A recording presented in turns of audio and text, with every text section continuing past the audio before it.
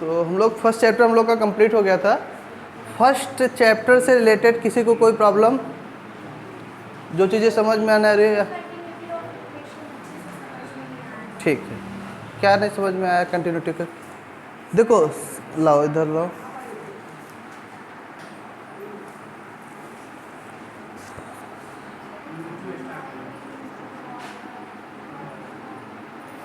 पहले ये सब तो पूरा ये सब हटा देना जो भी गलत काटे हो, इसी में और कंफ्यूज होते रहोगे, ठीक है।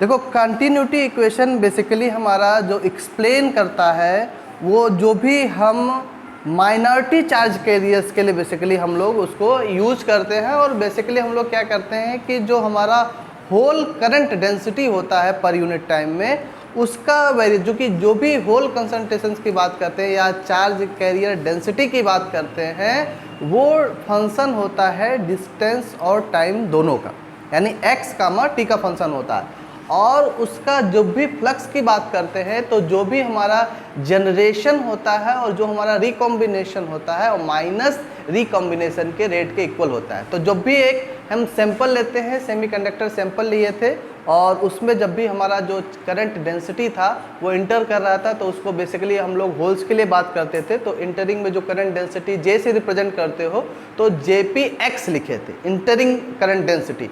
उसके बाद फिर वहाँ पर एक सैंपल लगा था, वहाँ पर डेल्टा x वेरिएशन देखे थे, तो x to x plus delta x variation हो रहा था। तो वो जो करंट डेंसिटी लीविंग कर रहा था तो वहाँ पर जो उसकी करंट डेंसिटी थी तो JPX प्लस डेल्टा x हम लोग रिप्रेजेंट किए थे।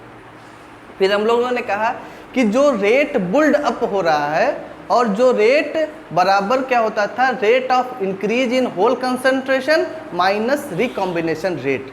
तो जब हम इंटरिंग वाले की बात करते थे तो उसका पूरे एरिया लिखते थे, तो वहाँ होता था JPX अपान Q इंटू डेल्टा एक्स। और जब लिविंग की बात करते थे वहाँ होता था JPX प्लस डेल्टा एक्स अपान Q इंटू डेल्टा एक्स।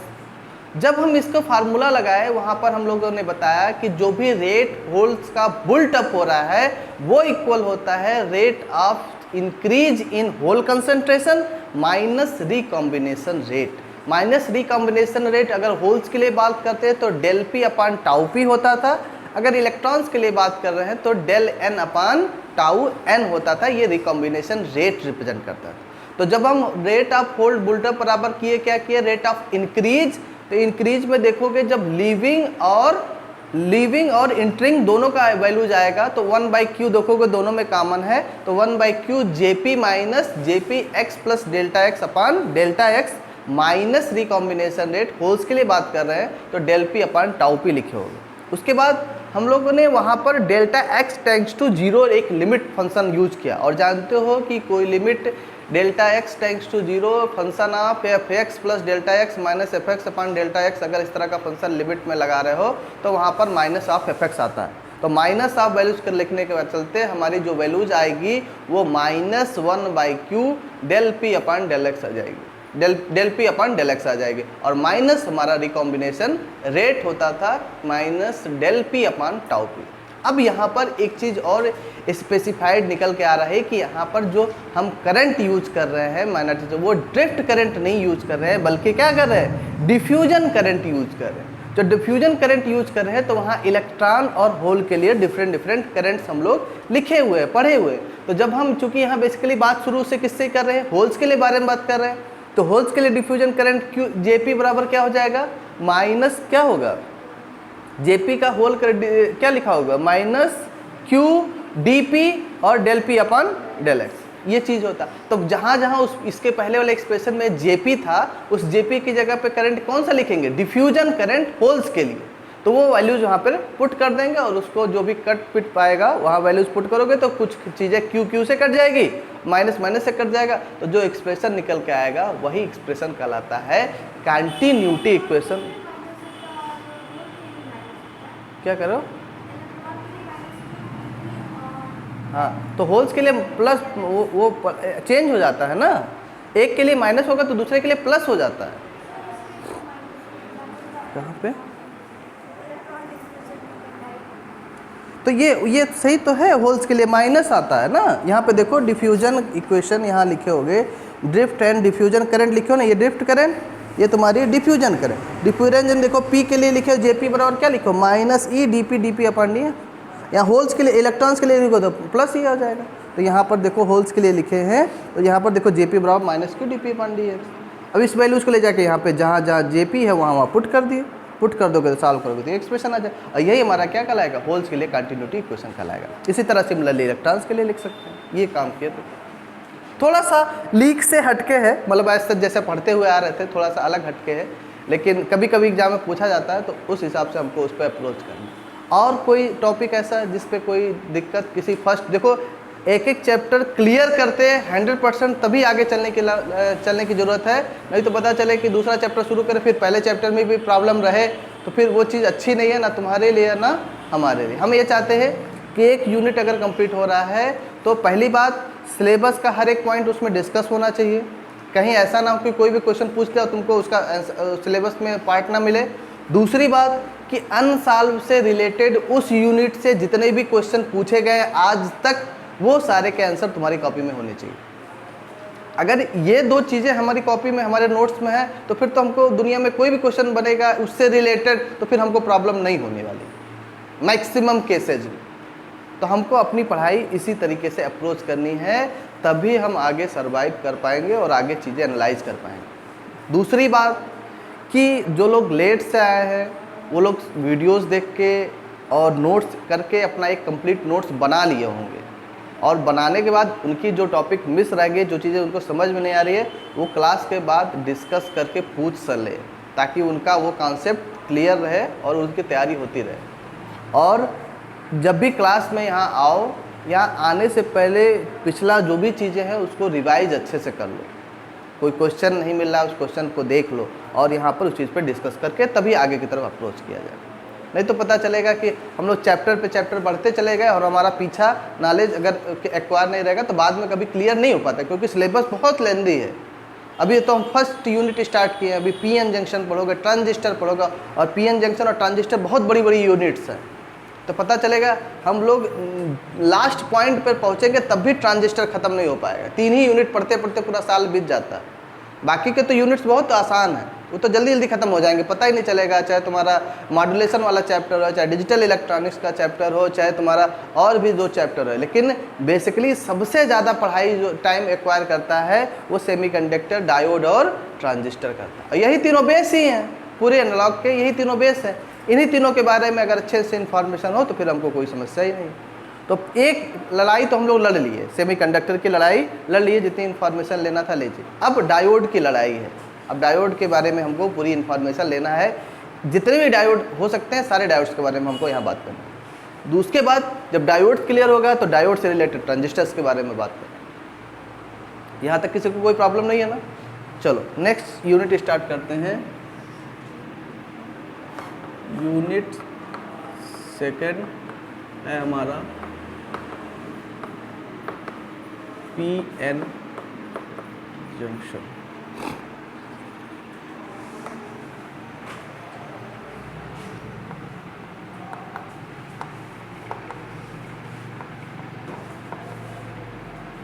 ध्यान देना, कई जगह कई बच्चे कंफ्यूज हो जाते हैं। कई जगह सुनते होंगे कि पीएन जंक्शन और फिर सुनते होंगे पीएन जंक्शन डायोड, फिर उसी को बोलते हैं सेमीकंडक्टर डायोड या कहीं कहीं उसको बोलते हैं जंक्शन डायोड।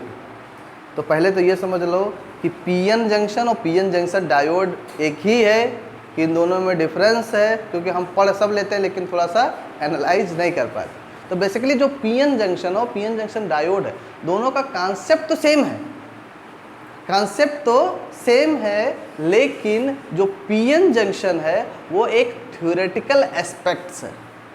ये हम थ्योरेटिकली एस्पेक्ट्स करते हैं कि पीएन जंक्शन में ऐसी चीज़ें होती हैं। जब डायोड्स के रूप में उसकी बात करते हैं तो उसका एनालिटिकल अप्रोच, यानी वहाँ पर डायोड्स का हम कंस्ट्रक्शन डिटेल देखते हैं, उसका मैकेनिज्म हम लोग देखते हैं और उसको हम किसी सिस्टम पे क्या करते हैं, अप्लाई करते हैं। तो सबसे पहले दोनों की चीज़ों में डिफरेंस समझ में आना चाहिए कि पीएन जंक्शन और पीएन जंक्शन डायोड में क्या होता है। अब होता क्या है, अभी तक हम लोग सेमीकंडक्टर मटेरियल्स के बारे में बात कर ली है।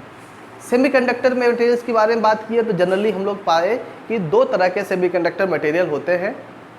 एक हमारा इंट्रिंसिक मटेरियल होता है, एक हमारा एक्सट्रिंसिक मटेरियल होता है। इंट्रिंसिक मटेरियल वे मटेरियल होते हैं जो प्योर फॉर्म में होते हैं, जिनका क्रिस्टल स्ट्रक्चर ऐसा बनता है कि अगर हम बनाए होंगे तो देखे होंगे उसके बैलेंस इलेक्ट्रॉन जितने भी हैं वो नियरेस्ट अपने सिलिकॉन आइटम या नियरेस्ट अपने जो भी इंट्रिंसिक आइटम्स हैं उसके साथ मिलकर क्लोजली पैक्ड होते हैं, यानी कि सारे के सारे बैलेंस इलेक्ट्रॉन अपने नियरेस्ट बैलेंस इलेक्ट्रॉन के साथ मिलकर कोवैलेंट बॉन्ड बना लेते हैं। कोई भी इलेक्ट्रॉन या आइटम इलेक्ट्रॉन फ्री नहीं होता, चाहे सिलिकॉन का देखोगे चाहे जर्मेनियम का देखोगे, किसी भी इंट्रिंसिक सेमीकंडक्टर का क्रिस्टल स्ट्रक्चर तुमको इसी तरह का पैटर्न तुमको दिखाई देगा। दूसरी बात कि एक्सट्रिंसिक सेमीकंडक्टर क्या होता है, हम लोग एक्सट्रिंसिक सेमीकंडक्टर में डोपिंग मिला देते हैं, यानी किसी भी इंट्रिंसिक सेमीकंडक्टर में अगर हम डोपिंग मिलाते हैं तो वो डोपिंग हमारा क्या कहलाता है, डोपिंग मिलाने के बाद जो सेमीकंडक्टर बनता है वो हमारा एक्सट्रिंसिक सेमीकंडक्टर कहलाता है। एक्सट्रिंसिक सेमीकंडक्टर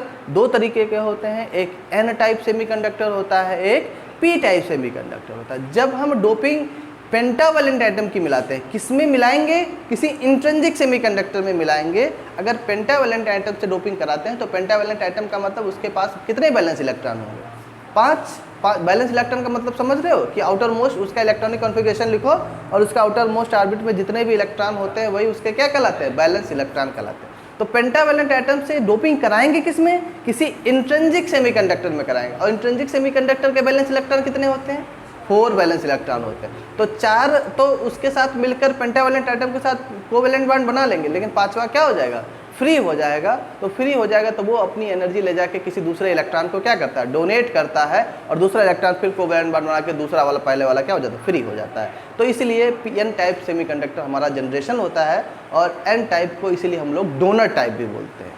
एन टाइप को क्या बोलते हैं, डोनर टाइप भी बोलते हैं। और इसमें जो मेजॉरिटी चार्ज कैरियर होता है वो इलेक्ट्रॉन होता है, और माइनॉरिटी चार्ज कैरियर क्या होता है, होल्स होता है। दूसरा सेमीकंडक्टर क्या होता है, अगर हम डोपिंग पेंटावैलेंट की जगह ट्राईवैलेंट आइटम से डोपिंग कराएं, ट्राईवैलेंट आइटम से डोपिंग कराएंगे किस में, किसी इंट्रिंसिक सेमीकंडक्टर में कराएंगे, तो होगा क्या कि उस इंट्रिंसिक सेमीकंडक्टर में उस ट्राईवैलेंट आइटम के पास 3 बैलेंस इलेक्ट्रॉन है, और डोपिंग करा किस में रहे हैं, सिलिकॉन के साथ करा रहे हैं, तो इसके पास 4 बैलेंस इलेक्ट्रॉन है। तो 3 तो बैलेंस कोवैलेंट बॉन्ड बना लेंगे, लेकिन एक इनकम्प्लीट बॉन्ड रहेगा, जो कि क्योंकि उसके पास चौथा बैलेंस इलेक्ट्रॉन नहीं है। तो फिर क्या करेगा, वो इलेक्ट्रॉन की एनर्जी को एक्सेप्ट करने का काम करेगा, एक्सेप्ट करके अपना बॉन्ड क्लियर कर दूसरी जगह फिर वैकेंसी क्रिएट हो जाएगी। इसलिए पी टाइप के सेमीकंडक्टर को एक्सेप्टर टाइप भी बोलते हैं, क्योंकि इलेक्ट्रॉन की एनर्जी को एक्सेप्ट करने का काम करता है। और इस पी टाइप के सेमीकंडक्टर में जो मेजॉरिटी चार्ज कैरियर होता है वो होल्स होता है, और माइनॉरिटी चार्ज कैरियर क्या होता है, इलेक्ट्रॉन्स हो गए। इतनी जानकारी हम लोग फर्स्ट चैप्टर में बात कर चुके हैं। अब इसी को थोड़ा सा एक्सटेंड करते हैं और नेक्स्ट चैप्टर में एंट्री करते हैं। अब हम क्या करते हैं कि इंट्रिंसिक की बात नहीं करते हैं, एक्सट्रिंसिक यानी एन टाइप सेमीकंडक्टर और पी टाइप सेमीकंडक्टर की बात करते हैं। अब होता क्या है कि पी एन जंक्शन का फॉर्मेशन कैसे होता है, जब हम एक एन टाइप के सेमीकंडक्टर को और एक पी टाइप के सेमीकंडक्टर को सैंडविचिंग कराते हैं, यानी मिलाते हैं, और उनके मिलाने का भी पर्पज़ अलग अलग होता है, डिफरेंट टेक्निक से मिलाते हैं, ठीक है। तो उनको मिलाते हैं तो जो फॉर्म होता है वो हमारा पी एन जंक्शन फॉर्म होता है।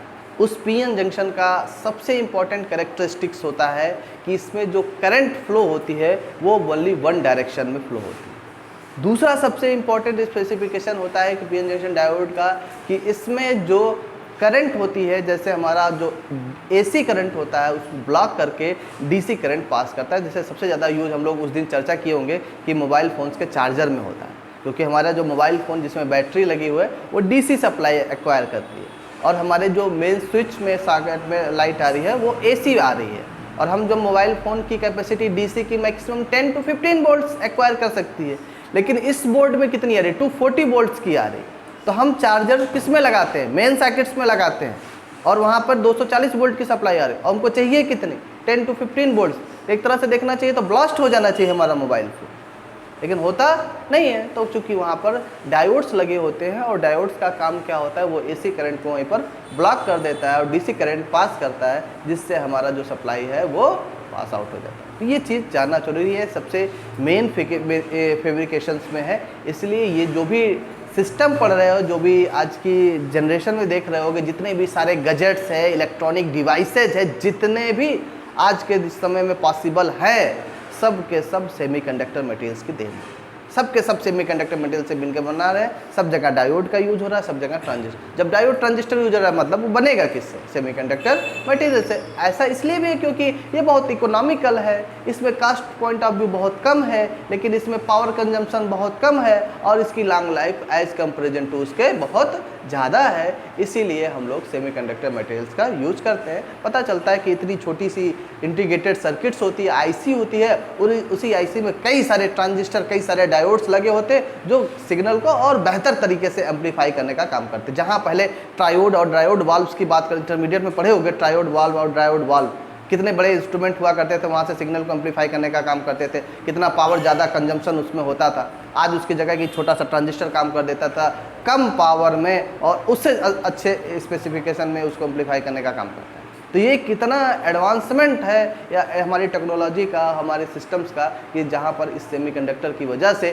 सारी चीज़ें बहुत कम्पैक्ट फॉर्म में आने लगी। आजकल पहले देखते हो तो CRT ट्यूब टीवी में हुआ करता था, पहले इतनी बड़ी टीवी आती थी, उसमें CRT पैनल पड़े होंगे, इंटरमीडिएट पड़े होंगे, CRT ट्यूब जिसमें गन डायोड लगा होता था, ZNS की लेपिंग होती थी स्क्रीन पे, तब लाइट पड़ती थी, तब कहीं जाकर स्क्रीन पे कोई चीज़ तुमको दिखाई देती। अब सब सिस्टम बदला, अब इतनी स्लाइड पतली टीवी आ रही है, अब इसमें कहाँ CRT ट्यूब लगा रहेगा?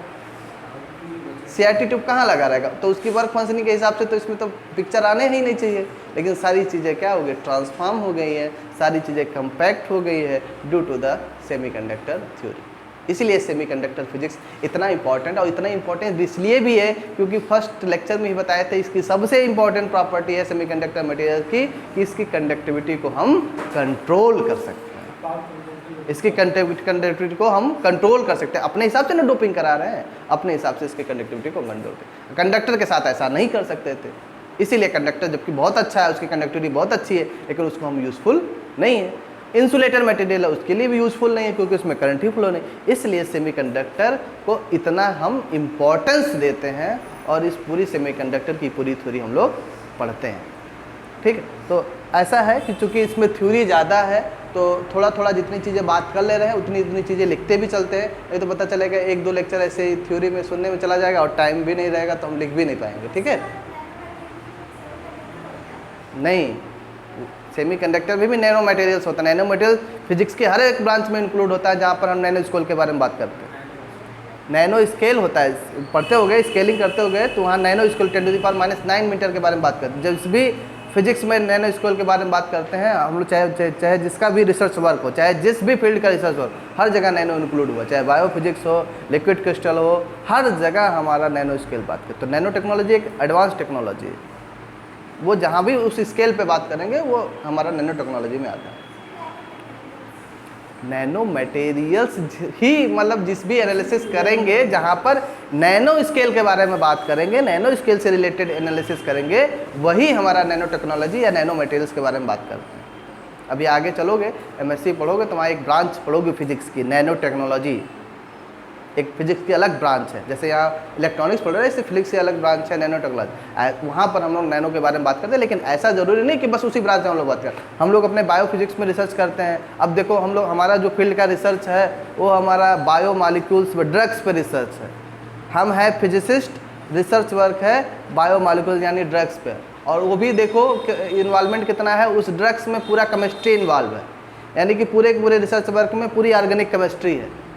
फिजिक्स फील्ड हमारी फिजिक्स की पूरी एनालिसिस करना है, ड्रग्स के बारे में बात करना है, और ड्रग्स में पूरा केमिस्ट्री इन्वॉल्व है। तो एक तरह से फिजिक्स भी पढ़ना है और पूरा जो एनालिसिस करते हैं उसका जो डाटा निकालते हैं वो मैथमेटिकल फार्मूलेशन से निकलता है, यानी कि पूरा मैथमेटिकल फिजिक्स उसमें इन्वॉल्व है। तो देखो फिजिक्स इतना इंटरेस्टिंग सब्जेक्ट है कि आगे चल के तुमको इसमें मैथ भी पढ़ना है, केमिस्ट्री भी है, जूलॉजी भी है, बॉटनी भी है और फिजिक्स तो है ही। तो ऐसा कोई ब्रांच नहीं बचेगा अगर इस फिजिक्स में अगर इंटरेस्टिंग से पढ़ोगे, ऐसा कोई ब्रांच नहीं है जो तुमको यहाँ पढ़ना ना पड़े, बशर्ते है कि तुम एक्वायर क्या कर रहे हो, क्या पढ़ने की कोशिश कर रहे हो।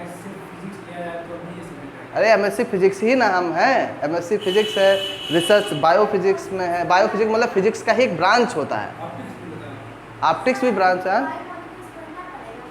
हाँ, क्या करो?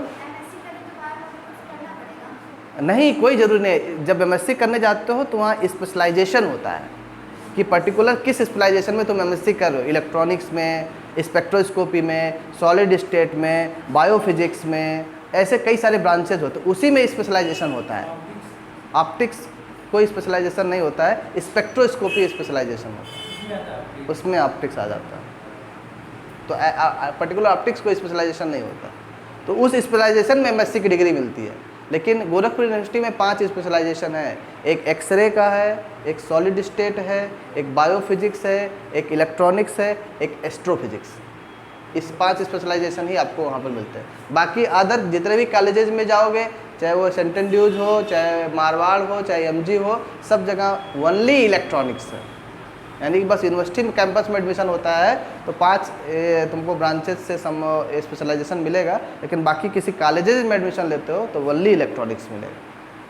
तो कोई दिक्कत नहीं। इलेक्ट्रॉनिक्स इसलिए बोल रहे हैं ना कि बहुत इंपॉर्टेंट है, ये जो चीज़ें पढ़ रहे हो ये हमेशा काम आने वाली है। अगर फिजिक्स करना होगा, एमएससी में से करना होगा, तो ये वही सब फंडामेंटल्स है, इसके अलावा कोई फंडामेंटल्स नहीं। तो चलो बात बहुत ज़्यादा हो रहा है। पीएन जंक्शन जानना भी ज़रूरी है ये सब भी, क्योंकि अपने फील्ड से रिलेटेड, क्योंकि सिलेबस तो पढ़ते ही रहते हो। पीएन जंक्शन, नेक्स्ट हेडिंग डाल देना, पीएन जंक्शन।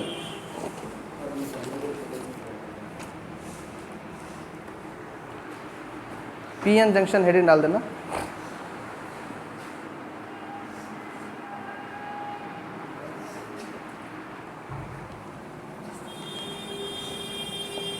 उसमें लिखना if we join a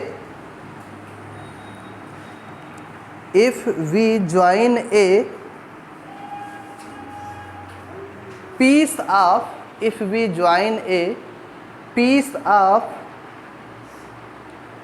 p type material.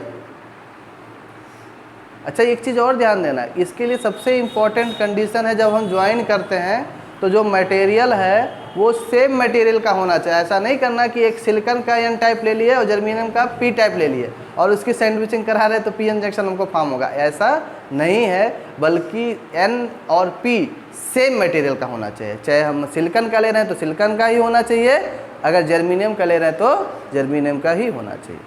तो when if we join a piece of P type material to a piece of N type material, piece of n type material such that the crystal structure remains continuous, the crystal structure remains continuous at the boundary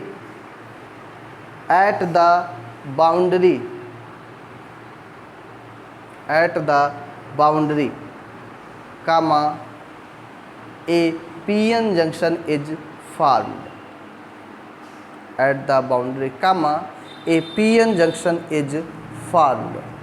underline कर देना उसको, a p-n junction is formed।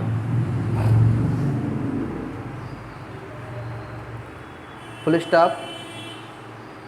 Next line से लिखना such a p-n junction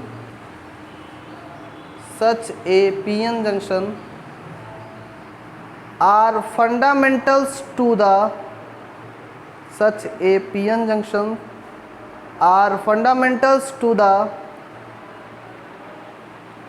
performance of functions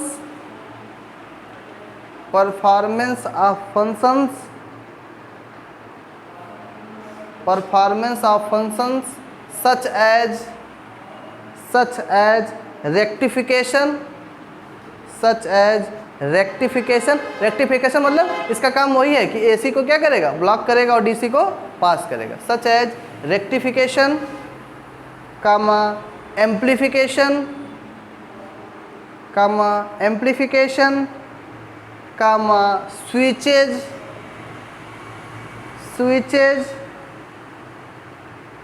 ऐसा ना लिखो, कामा switches ना लिखो, स्विचिंग लिखो, switching and other operations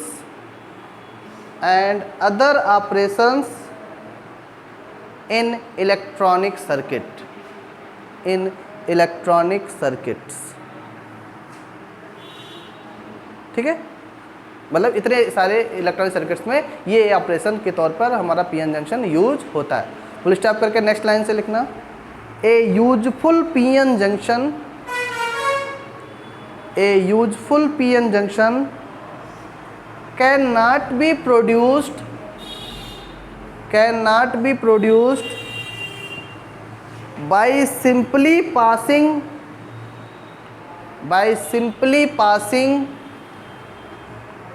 two pieces together.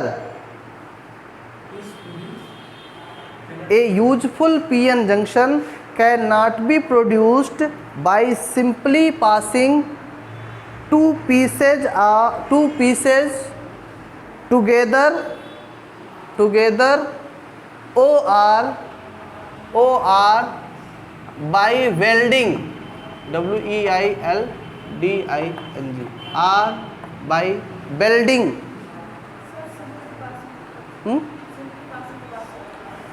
A useful PN junction cannot be produced by simply passing two pieces together or by welding, etc. because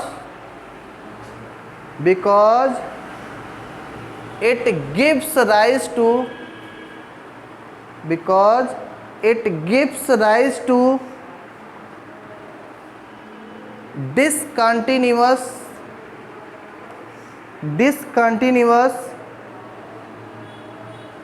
across the crystal structure,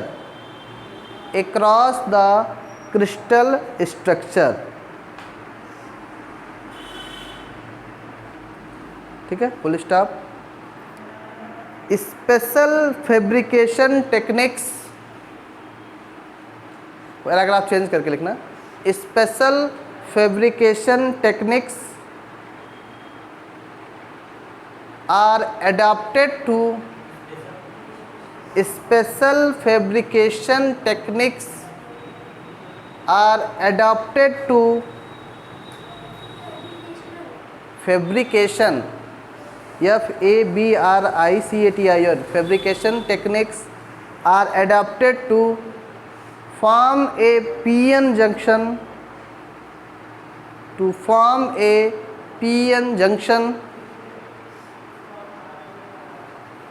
comma, among these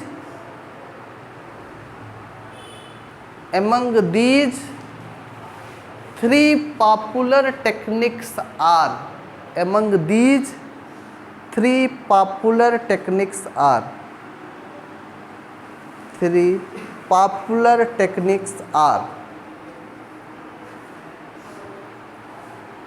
ठीक है। First number पे लिखना ground junction,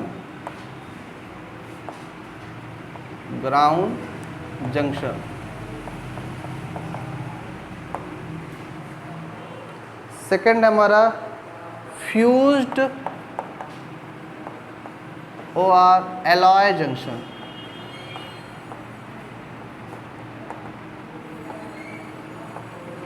fused or alloy junction and diffuse junction method.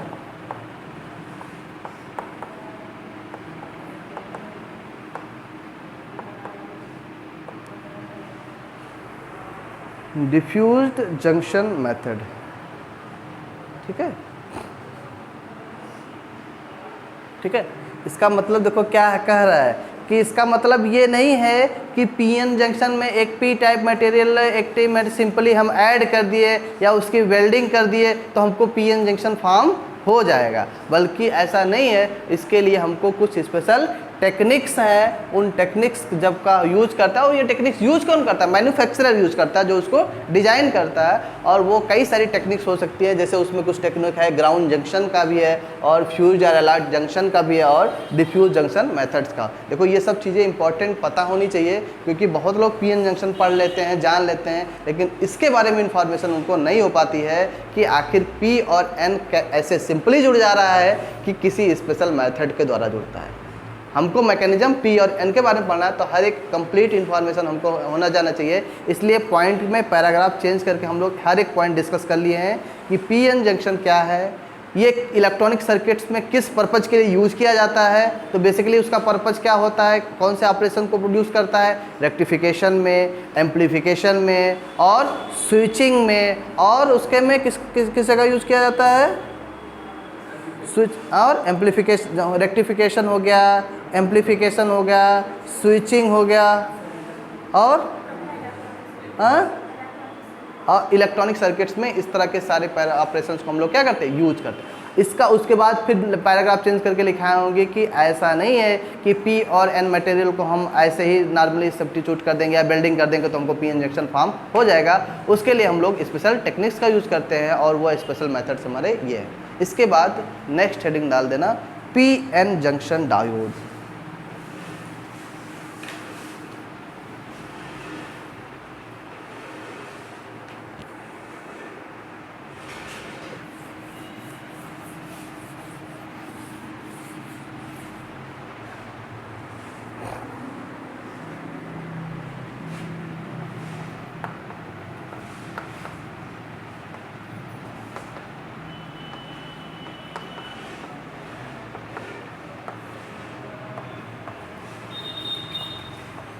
इसका basically जो symbol होता है वो हमारा कुछ इस तरीके का सिंबल होता है, ठीक है, पी एन जंक्शन का। और ये हमारा जो सिरा होता है ये हमारा पी पैनल होता है, ये हमारा एन टाइप का सिरा होता है। यानी जो एक सिंगल लाइन स्ट्रेट लाइन दिख रही है वो हमारी एन टर्मिनल होता है, और जो बॉक्स टाइप का दिख रहा है वो हमारा पी टर्मिनल होता है। जब भी ऐड करोगे तो ये पहचानने का तरीका होता है। ऐसे नॉर्मली अगर देखोगे तो दूसरी तरीके का पी एन जंक्शन डायोड दिखता है, तो वो चाहोगे तो कभी किसी दिन दिखा देंगे, लैब से देखोगे तो वहाँ हमारा दूसरी तरीके का पैटर्न होता है। और हम लोग एनालिसिस भी करते हैं कई सारे, अभी आगे चलोगे प्रैक्टिकल करोगे, यहाँ तो नहीं है, सामना नहीं कराते, यहाँ तो पूरा बॉक्स रहता है। प्रैक्टिकल करने जाते हो इलेक्ट्रॉनिक की लैब में तो पूरा बॉक्स में सब कुछ जुड़ा रहता है, बस हमको क्या करना रहता है, ऊपर से रीडिंग लेना होता है। लेकिन जब एमएससी लेवल पे जाते हो, जब लैब में जाते हो, तो तुमको ऐसे सारी सर्किट जोड़नी पड़ती है खुद। एक ब्रेडबोर्ड तुमको दिया जाता है, वहाँ पर ट्रांजिस्टर, रजिस्टर और कैपेसिटर ये सब लगा के एक सर्किट क्रिएट करते हो और उसके बाद उसका रिजल्ट निकालते हो। तो वो थोड़ी सी कॉम्प्लिकेसी होती है, जब तक एनालिसिस नहीं होती है तब तक हम अप्रोच नहीं कर पाते। अभी हमारे लैब में क्या है, बॉक्स है, बॉक्स के अंदर किस तरीके से इंटरनल स्ट्रक्चर जुड़ा है वो हमको पता भी नहीं होता है। हमको बस ऊपर से बॉक्स लगा दिए और एक वेरी कराए, दूसरा की रीडिंग नोट कर लिए, इतना ही काम बस करते हैं किसी भी ट्रांजिस्टर। लेकिन आगे की तरफ जैसे जैसे आगे बढ़ोगे, इलेक्ट्रॉनिक्स जैसे जैसे इंक्लूड करोगे, वहाँ ये सारी चीज़ों की ज़रूरत पड़ती है। डायोड देख के तुमको पहचानना पड़ेगा कौन सा डायोड है। कहीं डायोड जोड़ रहे हैं तो एन को पी की तरफ जोड़ दोगे तो सारा मैकेनिज्म क्या हो जाएगा, ख़राब हो जाएगा। कहीं अगर पॉजिटिव फॉरवर्ड वॉइसिंग हो रही है तो रिवर्स वॉइसिंग होने लगेगी, तो सारा सर्किट गड़बड़ हो जाएगा। इसलिए ये सब पहचानना भी बहुत ज़रूरी होता है कि कैसे डायोड को हम पहचानते हैं कि कौन सा हमारा पी टर्मिनल है, कौन सा एन, क्योंकि बहुत डिफरेंस हो जाता है। पी टर्मिनल को हम लोग जब वॉइसिंग करते हैं तो वहाँ पर डिफरेंट होता है कि जो बैटरी से कनेक्शन करते हैं वो उसी हिसाब से कनेक्शन करते हैं कि कौन पॉजिटिव टर्मिनल है, कौन निगेटिव टर्मिनल, उस हिसाब से हम लोग अप्रोच करते हैं। तो बेसिकली हमारा पी एन जंक्शन डायोड में लिखना कि when the contact surface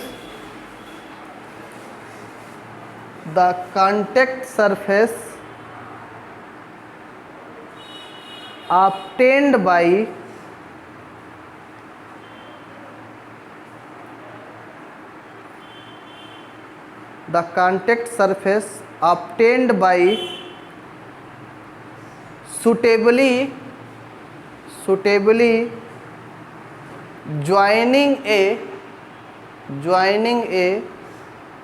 p-type semiconductor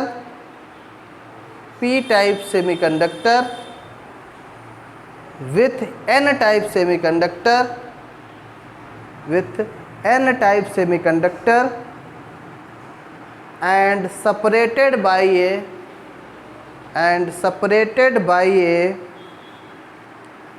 thin junction is called p-n junction diode or junction diode, p-n junction diode or junction diode।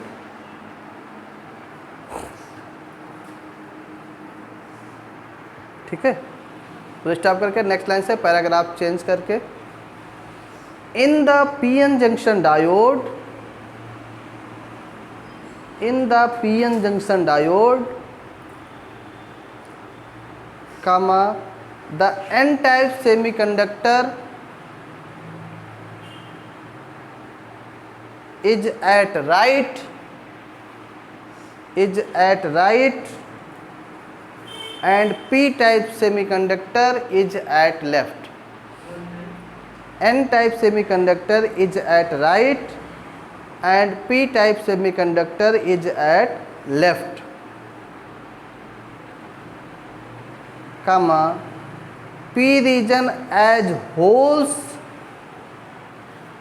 p region as holes उस दिन ऐसे बनाए थे ना, अभी फिगर नहीं बना रहे, कल इसके बारे में डिस्कस करेंगे। ये p है, ये n है, बोलते थे इसमें जो मेजॉरिटी में होल्स को हम लोग वाइट सर्कल से रिप्रेजेंट करते थे और n टाइप में हम लोग इलेक्ट्रॉन्स को डार्क सर्कल से रिप्रेजेंट करते थे। नेक्स्ट लेक्चर में बताए थे ना ये सब। तो p टाइप में मेजॉरिटी में क्या होल्स है, तो होल्स की संख्या ज़्यादा होगी, इलेक्ट्रॉन्स की संख्या कम होगी, n में इलेक्ट्रॉन्स की संख्या ज़्यादा होगी, होल्स की संख्या क्या होगी, कम होगी। तो होल्स को हम लोग वाइट सर्कल से रिप्रेजेंट कर रहे हैं और इलेक्ट्रॉन्स को हम लोग डार्क सर्कल से रिप्रेजेंट कर रहे हैं। ये चीज़ हम लोग को हमेशा ये चीज़ हम लोग अप्लाई करेंगे। तो क्या लिखे हो कि in the PN junction diode comma the N type semiconductor is at right and P type semiconductor is at left, comma P region as holes, p region as holes, p region as holes, और bracket में लिख देना white circle, मतलब उसको represent कैसे कर रहे हैं, वाइट सर्कल से, वाइट सर्कल,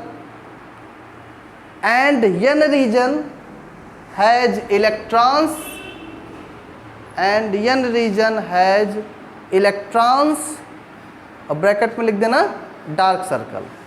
उसको कैसे रिप्रेजेंट कर रहे हैं, डार्क सर्कल से, ब्रैकेट में डार्क सर्कल, ब्रैकेट बंद। Available as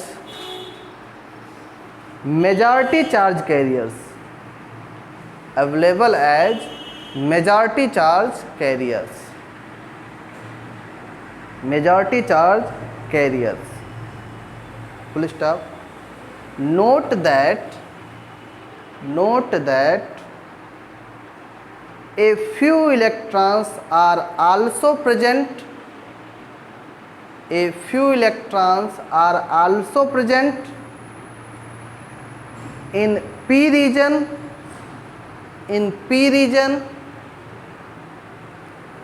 and a few holes in the n region, comma, which are minority charge carriers,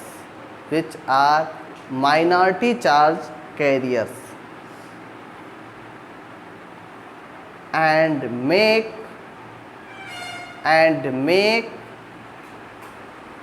no substantial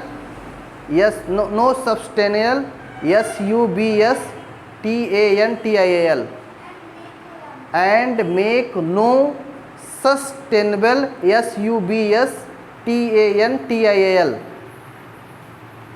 contribution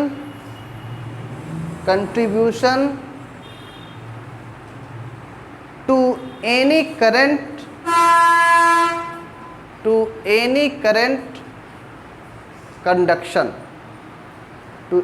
current conduction,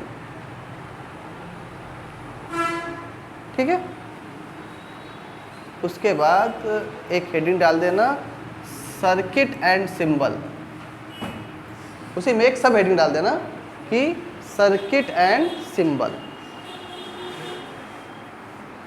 ये तो पीएन जंक्शन डायोड हो गया, अब इसी का सर्किट एंड सिंबल, मतलब उसी के अंदर पार्ट चल रहा है, सर्किट एंड सिंबल।